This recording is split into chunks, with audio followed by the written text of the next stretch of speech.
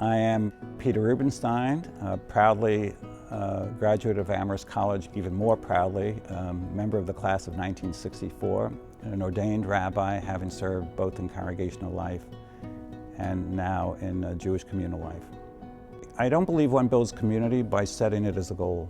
I think one builds community by doing what you're doing excellently and by trying to build meaning into one's life and into the life of that growing entity, whether it's a synagogue or an organization or a school. I wanted this institution and I wanted members here to say, I couldn't imagine my life without Central Synagogue. I couldn't imagine not having this as an essential part of my life. And that's what I set out to do.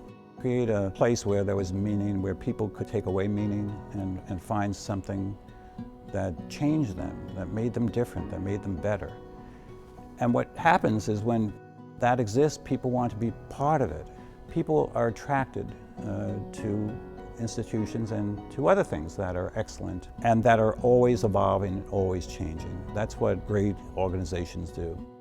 I do believe in taking what's working well and redoing it, because if you don't do that, the wave is going to just drown you, and you have to be ahead of the wave.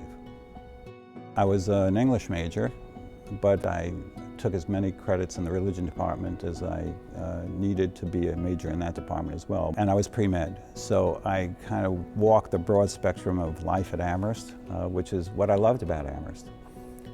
It was a place to learn the voices of other disciplines, and that's done me so well in the rabbinate.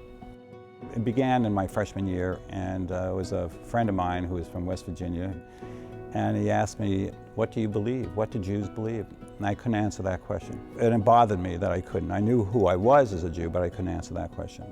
There weren't any departments of Jewish studies around that I knew of, and so I decided to take religion classes. I took a class, I think, on New Testament theology with Dr. Pemberton, and I became obsessed by what religion is and what religions are. And then Pemberton, on Passover, we invited him down to our Seder in New York, and he came and slept over. And he had the 4 cups of wine, as is traditional. We gave 4 cups of wine to the dog. That was probably not traditional. But he became as much as a mentor in my life as I think I've ever had. I think of him as really one of the essential, one of the probably not even 5 essential people in my life. So, you know, if professors can do that,